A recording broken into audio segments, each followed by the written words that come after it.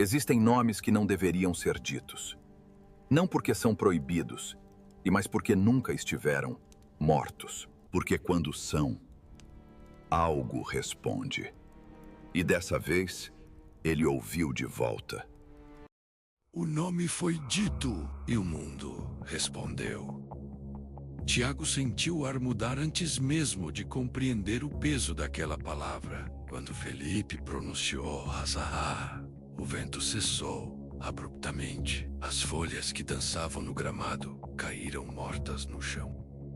O nome ficou no ar, pesado, errado. Tiago o repetiu em voz baixa. Havia um gosto metálico na língua, como se a própria realidade rejeitasse aquela vibração. Seu avô nunca mencionou aquele nome e havia o motivo.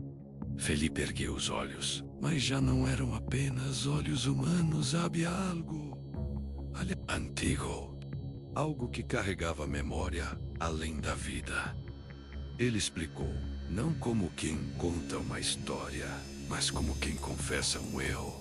Azahar não era um fantasma, não era um demônio, era uma fome, uma presença anterior às estrelas, uma entidade que não possuía, ela ocupava, e para isso precisava de um vaso, um corpo.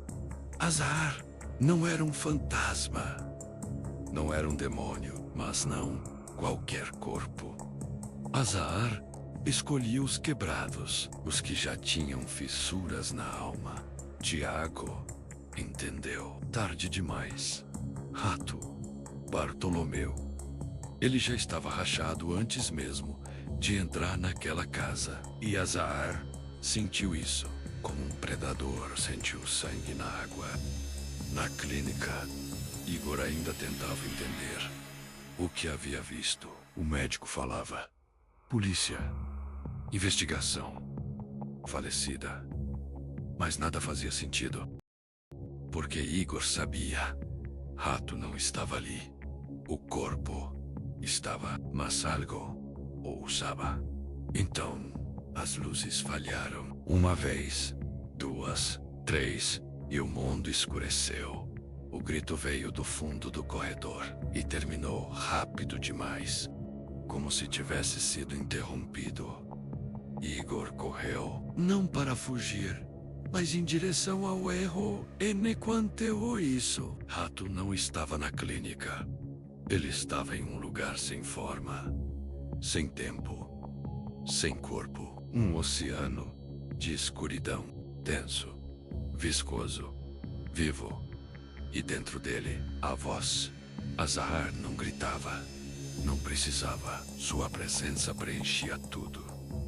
Ele mostrou memórias distorcidas, mortes, culpa, Wendy, Igor, sua família, todos mortos.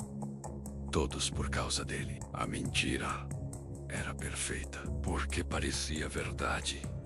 Mas algo resistiu. Pequeno, fraco, mas real. Raiva.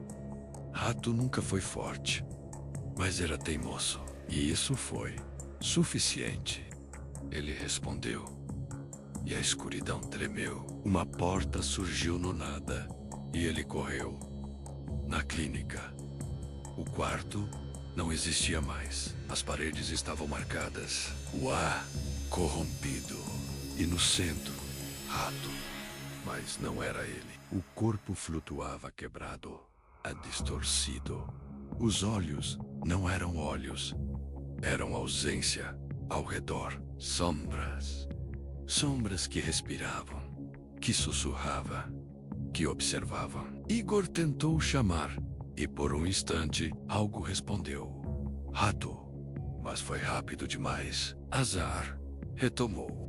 E então, a morte parecia inevitável. Até que a luz chegou. Não uma luz, como uma palavra. Fiflak. Fiflak. O som atravessou o espaço. Quebrou o ritmo. Feriu a escuridão. Tiago estava ali. com o livro, com a herança, com o peso. Ele não implorou. Ele ordenou.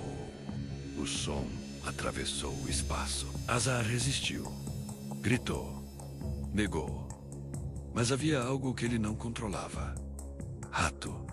Dentro do caos. Ele ainda estava lá. E Igor fez o impossível. Ele lembrou. Amizade. Proteção. Momentos pequenos. Humanos. Reais. E isso feriu Azar. Porque aquilo ele não podia consumir. A luz cresceu.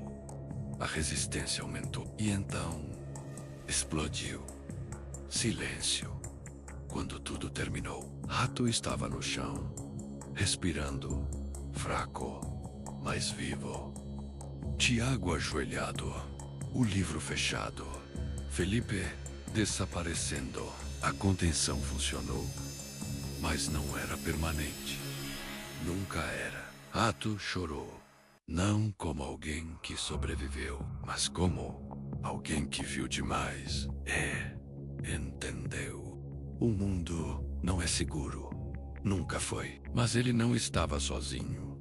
Os três saíram dali, juntos. Mas antes de sair, Rato olhou para trás e viu algo ainda observava, esperando e sorrindo. Ele não fugiu. Dessa vez, ele reconheceu.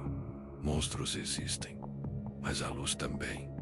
E às vezes, a luz vence por enquanto. Sociedade das Sombras Contos, sem final feliz.